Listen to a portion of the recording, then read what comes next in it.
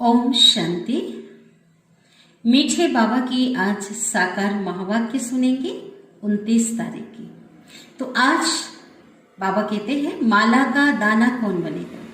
बाबा ने कहा कि जो कर्मातीत अवस्था को प्राप्त करेगा वही माला का दाना बनेगा, अर्थात उसे कुछ भी चीज याद ना आए, ना अपना धन संपदा कारखाना है ना, कोई देहधारी याद ना आए, तभी माला का दाना बन सकते हैं। बाबा ने कहा जो कुछ बाबा को अर्पण कर दिया, दे दिया, उसे वापस लेने का ख्याल भी नहीं आना चाहिए, है ना। तो बाबा कहते कभी भी, कई बच्चे जैसे चले जाते हैं, भागंती हो जाते हैं, उन्होंने यज्ञ में कोई चीज दी हुई है तो बाबा कहते क्या कहते वो लोग, फिर उसे वापिस मांगते हैं। बाबा कहते ऐसा भी नहीं करना चाहिए। साथ ही बाबा ने कहा कि किसी को एक शिव बाबा की याद आए और किसी की याद ना आए, कहते हैं ना अंत मति सो गति, अंत काल जिसको याद करेंगे, किसी को भी याद किया परमात्मा के सिवाय तो दुर्गति हो जाएगी। संगम युग मौजों का युग है, इसलिए हमेशा मौज में रहना है, कभी भी माया के अधीन नहीं बनना है, क्योंकि माया मौज को क्या कर देती है, छीन लेती है, मौज में रहने नहीं देती है। इसलिए माया जीत बनना है, तो जितना बाबा के साथ रहेंगे, बाबा की याद में रहेंगे, उतनी माया जीत बन जाएंगे। बाबा कहते हैं अपनी तकदीर पे बहुत खुश होना है, अपने तकदीर के तो गीत गाना है कि वाह मेरी तकदीर, वाह मेरा भाग्य। बाबा आकर के हमारी तकदीर बनाते हैं। हमारा जीवन जो कौड़ी जैसे था, हमारा जीवन जो पत्थर जैसा था, उसे हीरा जैसा बना देते हैं। तो अभी हम बाबा की महावाक्य को सुनते हैं, ईश्वरी महावाक्य को विस्तार से।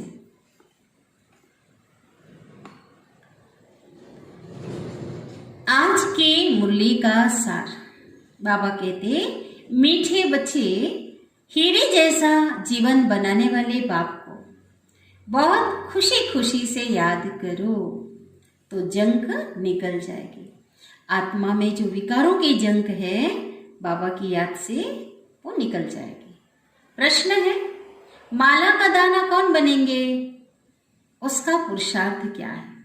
उत्तर माला का दाना वही बनेंगे जिसे अंत में एक बाप के सिवाय और कुछ भी याद ना आए। ऐसे बच्चे जो कर्मातीत अवस्था को पाएंगे वही माला का दाना बनेंगे। कोई बहुत धनवान है, अनेक कारखाने आदि हैं, वो सब भूलना पड़े, किसी में भी ममत्व ना रहे, मेरा मेरा ना हो, बस यह भाई है ना, हर एक को आत्मा रूप में देखना है, ये आत्मा है और यही रूहानी कनेक्शन है और कोई कनेक्शन नहीं। ऐसे रूहानी कनेक्शन रखने वाले, सब कुछ भूलने वाले बच्चे ही माला में आ सकते हैं। ठीक है, तो माला में आने के लिए हम सभी को यही पुरुषार्थ करना है, किसी को याद नहीं करना है, कहीं बुद्धि नहीं फंसानी है। ओम शांति। रूहानी बाप रूहानी बच्चों को समझाते हैं, यह तो जरूर पक्का निश्चय हो गया होगा कि हम आत्मा है ना, ये तो हो गया पाठ, पहला पाठ पक्का, और परमात्मा बाप के बच्चे हैं, तो सभी क्या हो गए, ब्रदर्स हो गए, भाई भाई हैं। ब्रदर्स को बाप ने डायरेक्शन दिया है कि मुझ पतित पावन बाप को क्या करो, याद करो। तो याद करते हो या बुद्धि का योग कहीं और भटकता है, बाबा पूछ रहे हैं बच्चों से। माया तो भटकाएगी, बाबा कहते हैं उसका काम भटकाना है, ना चाहते हुए भी तुम्हारी बुद्धि कहाँ ना कहाँ भागती रहेगी। बच्चों के अंदर चलना चाहिए कि बाबा ने हमको सृष्टि चक्र का ज्ञान दिया है, 84 जन्मों की कहानी हमें पढ़ाई है। यह 84 का चक्र पूरा हुआ, हम फिर से अपने घर है ना, जहां से हम आए हैं परम धाम, वहां जाते हैं। अनेक बार हम याद की यात्रा से पवित्र बनकर घर गए हैं। तुम्हारी बुद्धि में आता है कि हम सब भाई भाई हैं, इसमें जिस्म की कोई बात नहीं है। ठीक है, आत्मा रूप में भाई भाई है। तुम जिस्म को याद नहीं करो, ना खुद के देह को याद करना है, ना किसी देहधारी को याद करना है।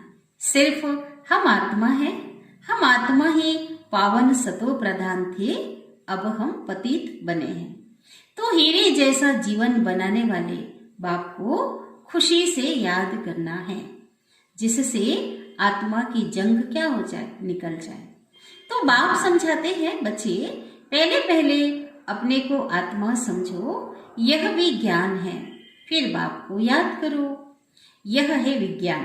ठीक है, बाबा को याद करना विज्ञान है और आत्मा समझना ये ज्ञान है, क्योंकि आत्मा को ज्ञान से परे विज्ञान, जहाँ कुछ भी ज्ञान नहीं रहता है ना, शांत घर में जाना है। आत्मा का स्वधर्म शांत है, तो घर भी कैसा है, शांत, इसलिए शांति धाम कहते हैं। तो पहले हमको वहां पहुंचने का है ना। बाबा भी वहीं से आए हुए हैं, है ना, बाबा हमें लेने आया है और हम भी वहीं से आए हुए हैं, परंतु मनुष्यों को इन सब बातों का पता ही नहीं है। यह पारलौकिक बाप सम्मुख बैठ करके समझाते हैं, बच्चों मैं परम धाम से तुम बच्चों के पास आया हूँ, ड्रामा के प्लान अनुसार। क्यों आया हूँ? तुमको वापिस ले जाने के लिए। अभी तुम पतित विकारी हो गए हो, जन्म जन्मांतर विकार से पैदा हुए हो ना, इसलिए क्या कहा जाता, भ्रष्टाचारी कहा जाता है। तो हम भ्रष्टाचारी से श्रेष्ठाचारी कैसे बने? तो बाबा युक्ति बतलाते हैं कि बच्चे मुझे याद करो तो पवित्र श्रेष्ठाचारी बन जाएंगे।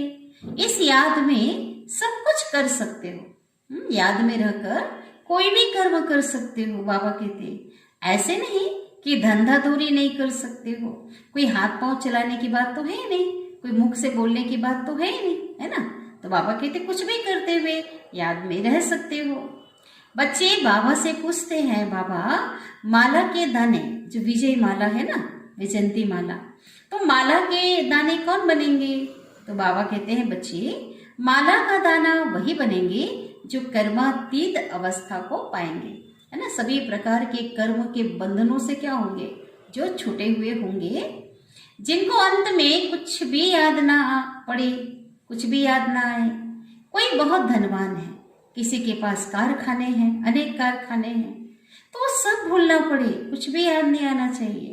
तुम्हारे पास तो कुछ भी नहीं है, तुम जानते हो हम बाप के बच्चे हैं, भाई हैं, हमारा किसी में ममत्व नहीं है, मेरा मेरा तो नहीं है ना, बस यह भाई है ना। हर एक को देख करके आत्मिक रूप से आत्मिक नाता रखना है, यह भाई है, यही कनेक्शन है और कोई कनेक्शन नहीं है।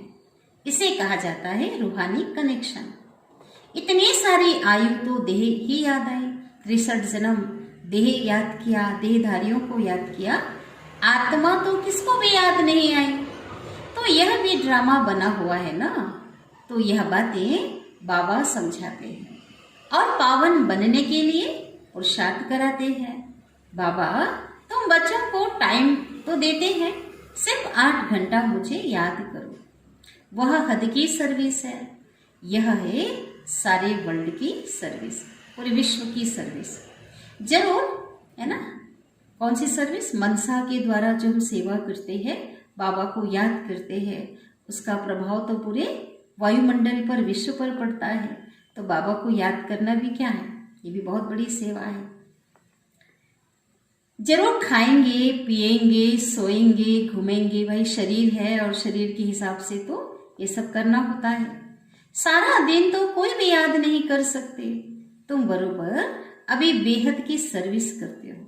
जैसे बाबा विचार सागर मंथन करते हैं, मतलब ब्रह्मा बाबा, ठीक है, शिव बाबा विचार सागर मंथन नहीं करते, ऐसे तुम बच्चों को भी मंथन करना सिखलाते हैं।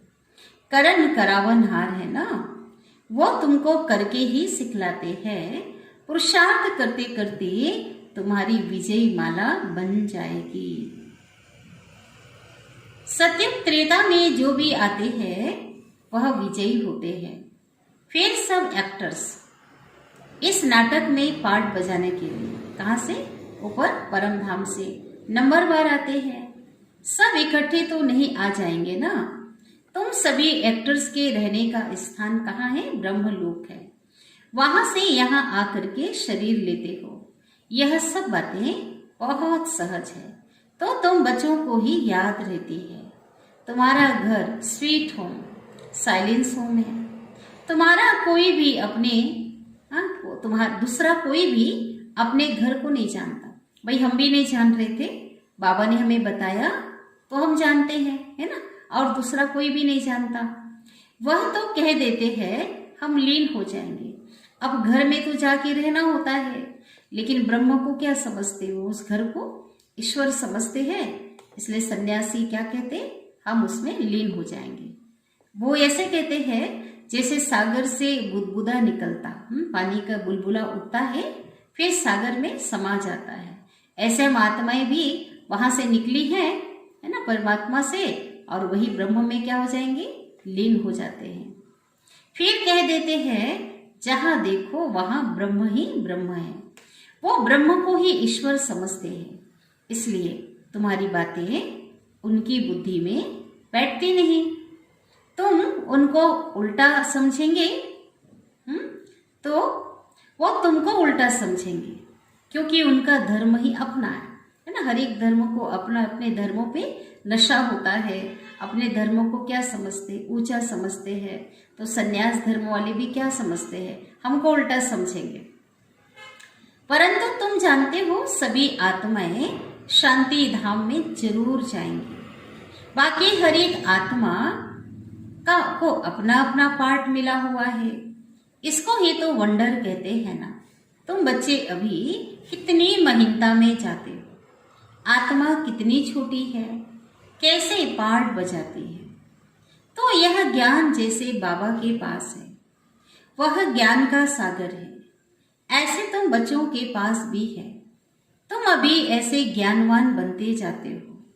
वह है भक्तिवान और तुम हो ज्ञानवान। भक्तिवान माना रात के रहने वाले, है ना, और ज्ञानवान माना दिन के रहने वाले। कौन से दिन की बात चल रही है?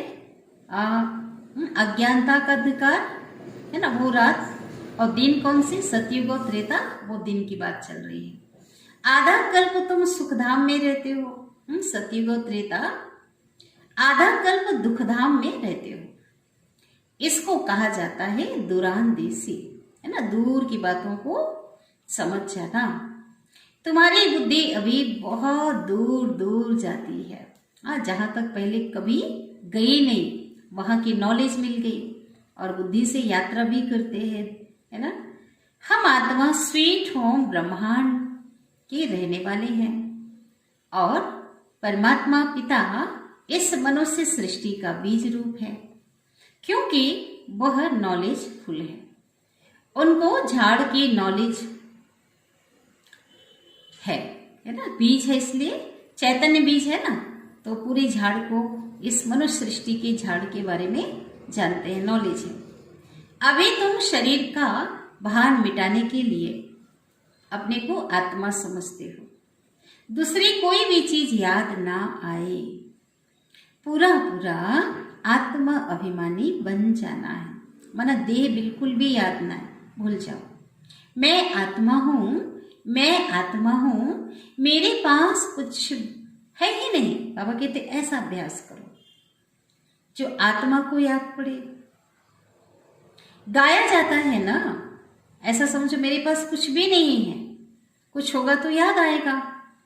गाया जाता है अंतकाल जो जो सिमरे, तो अंतकाल कोई भी चीज होगी ना तो वह जरूर याद आएगी। यह विचार करने की बात है। अगर कुछ भी है, कोई मित्र संबंधी आदि भी है ना, तो याद आएगा जरूर। तुमने तो अपना सब कुछ बाबा को दे दिया, फिर ऐसे नहीं समझो कि ये मेरी चीज है। आज कहते हैं तेरा तुझको अर्पण। भक्ति में तो चलो ले लेते थे, सब कुछ तेरा कहा, मानते मेरे थे ना, अपने मान करके यूज करते थे हर चीज को। लेकिन बाबा कहते यहाँ वो नहीं चलेगा। यहाँ पे अगर बाबा को कोई चीज दे दिया, फिर बाबा कहते फिर उसको वापस नहीं लेना है। जब बाबा को दे दिया तो तुमको याद ही क्यों आए? फिर भूल जाओ ना। अगर याद पड़ता है, अगर अभी भी याद आया तो पिछाड़ी में भी क्या होगा? जरूर नुकसान कर देगा। अभी तक अगर स्थिति ऐसी नहीं बनी है, बाबा को जो कुछ समर्पण किया, दे दिया, अगर याद आएगा तो जरूर अंत में भी याद आएगा। तुमको यह सब नई नई बातें मिलती है, पुरानी कोई भी चीज तुम्हारे पास नहीं है। ज्ञान की जो बातें बाबा हमें बताते हैं, नई बातें। जैसे पुरानी चीजें क्या होती है, कोई व्यक्ति मर जाता है, उसकी पुरानी यूज की हुई चीजें करनी घोर को दे देते हैं ना।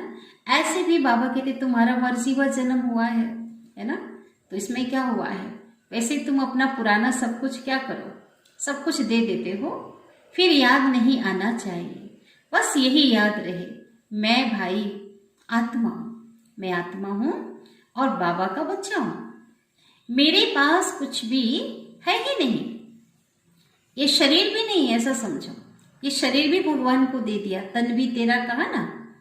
फिर नई दुनिया में सब चीजें अगर हमने दिया है तो बाबा कहते उसके बदले में तो मैं सब चीजें नहीं दूंगा, सब चीजें तुम्हें नहीं मिलेगी। वहां तो हीरे जवाहरतों के महलों में जाएंगे। तो वह भविष्य की बात हुई ना।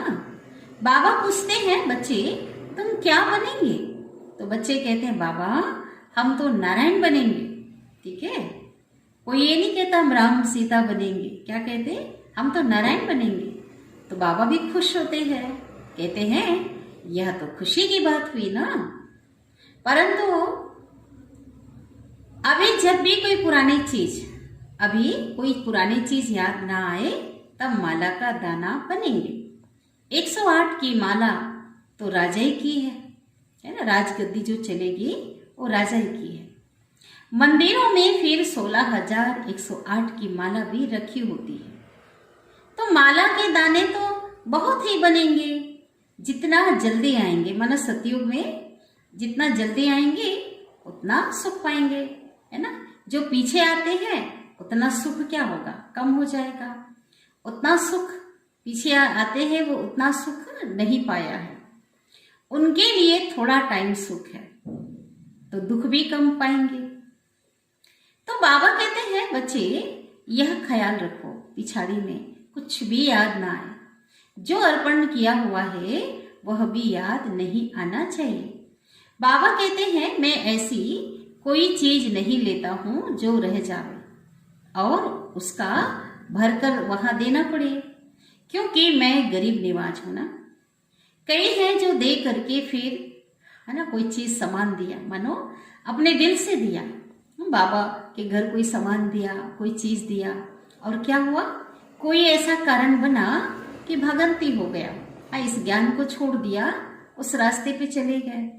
तो क्या करते हैं, मांगने लग पड़ते। होता है हर जगह कोई ना कोई ऐसा होता है जो चीज बाबा को दिया हुआ है उसको क्या करते हैं, मांगते हैं। माया उनको एकदम डस लेती है, फिर क्या मिलेगा उसको बताओ। मांग भी लेते हैं फिर तो कुछ नहीं मिलेगा ना। माया उनको डस लेती है। नहीं तो कहते हैं ना, ऐसा होना चाहिए, चाहे मारो चाहे प्यार करो, ये मस्ताना तुम्हारा दर कभी नहीं छोड़ेगा, ऐसे होना चाहिए। कहते ना, तेरे कांटों से भी प्यार, फूलों से भी प्यार, ऐसे गीत बना है ना, जो भी देना चाहे दे दे करतार, ऐसा गीत बना हुआ है। तो ये स्थिति होनी चाहिए। तुम यहां आए हो नर से नारायण बनने के लिए, तुम्हें कितना बड़ा वर्षा मिलता है, फिर यह क्यों कहते हो हम देते हैं। सोच लो, कौड़ी दे रहे हैं बाबा के पास, जो भी दे रहे तुच्छ दे रहे हैं, कुछ भी नहीं है जिसके एवज में बाबा देते हैं। तो बाबा कहते फिर क्यों ये शब्द आता है कि हम देते हैं, तुम तो लेते हो ना। कौन कहता है तुम कुछ दो, बाकी कोई एक पैसा भी देंगे ना तो उनके लिए वहां महल बन जाए। जैसे सुदामा का मिसाल है, सुदामा ने चावल मुट्ठी दी तो बच्चे सुदामा मिसल दाल चावल ले आते हैं, समझते हैं हमको महल मिल जाएंगे।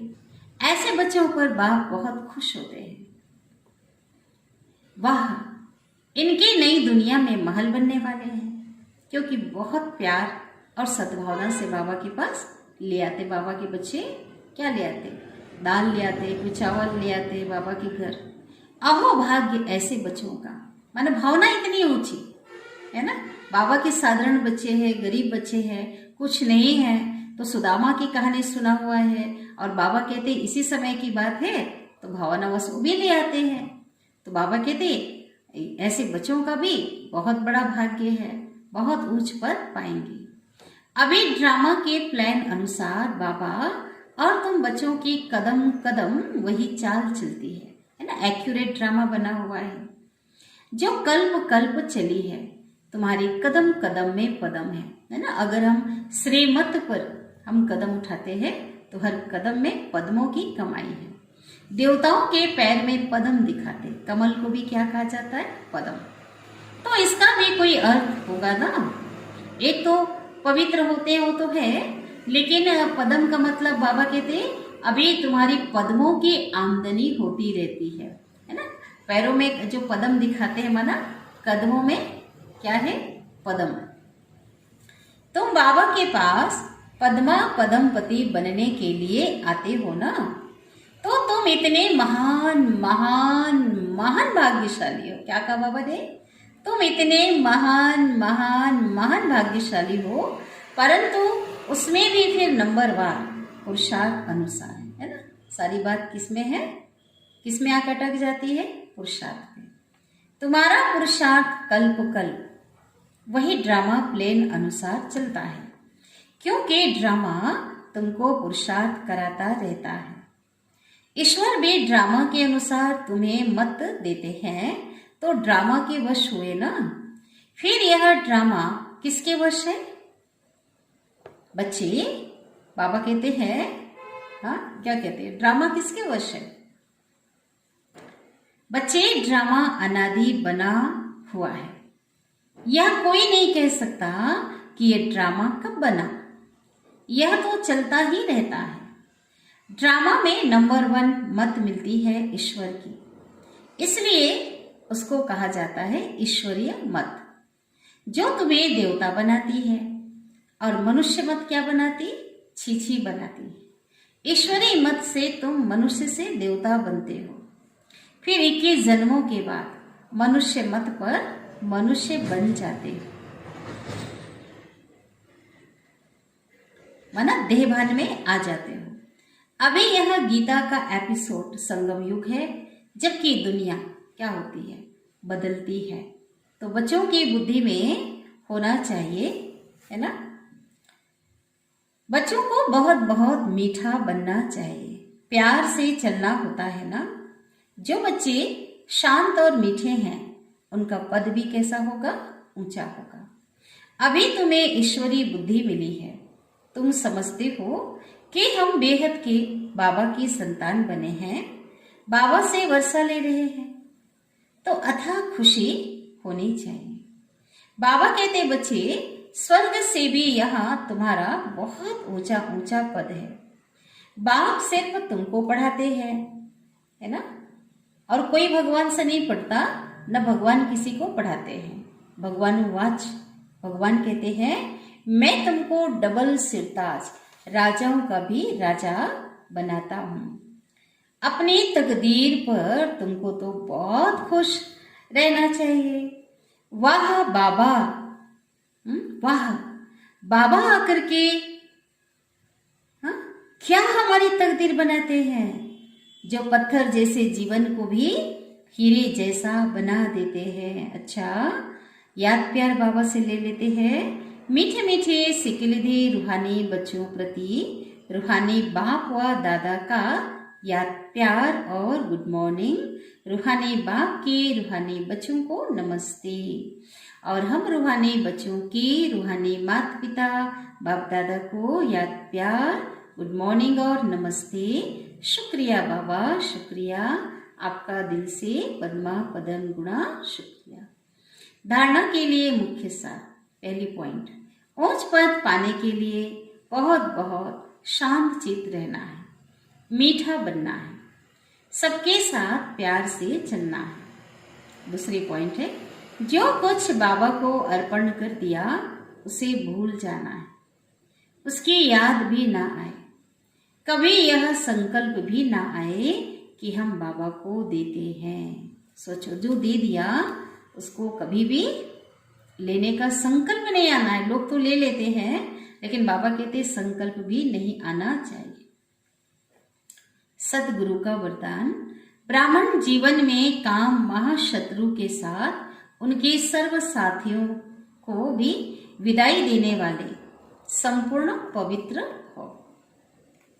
ब्राह्मण जीवन में जैसे काम महाशत्रु को जीतने के लिए विशेष अटेंशन रखते हो, ऐसे उसके सभी साथियों को भी विदाई दो।